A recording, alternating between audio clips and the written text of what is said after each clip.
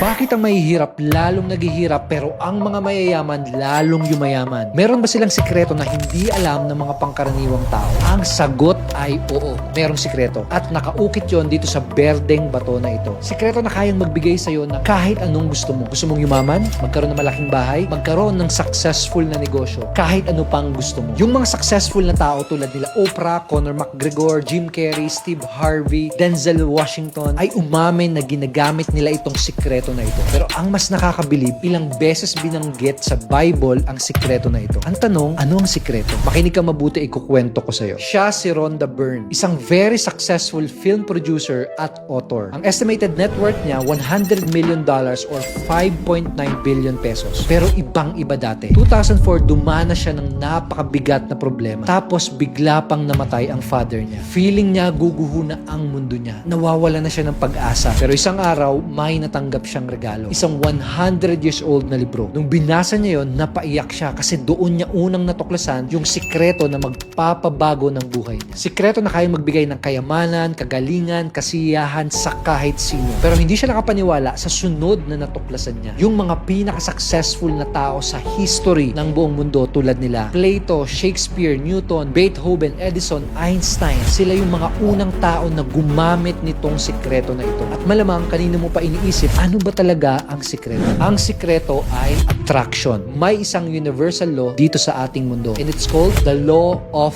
attraction. Para itong law of gravity. Maniwala ka man o hindi, apektado nito ang buhay mo. Pero paano ito nag-work? Simple lang. Thoughts become things. Kung ano ang madalas na iniisip mo, yun ang maa-attract mo sa buhay mo. Gusto mo ng magandang bahay? Yun palagi ang isipin mo. Gusto mo ng malaking ipon? Yun dapat palagi ang ini-imagine mo. Kaso lang ang problema, maraming tao madalas ang iniisip nila ay yung mga bagay na ayaw nila. Problema, utang, mistakes, failure, takot, duda, inggit, galit, puros negatibo. Kaya puros negatibo din ang dumarating sa buhay nila. Pero kung nagbabasa ka ng Biblia, sinabi din ito sa Proverbs chapter 4 verse 23. Be careful how you think, your life is shaped by your thoughts. Ingatan mo ang mga iniisip mo kasi yan ang maghuhulma ng buhay mo. Pero teka lang, hindi ito magic ha. Baka may pilosopo na mag-comment dito na mag-isip ka lang yayaman ka na. Walang ganun. Hindi ito wish-wish lang. You see, kapag positibo palagi ang nasa isipan mo, gratitude, happiness, success, pangarap, pag-asa, pagpapatawad, pagpapahalaga, pagmamahal, yun ang magbibigay sa'yo ng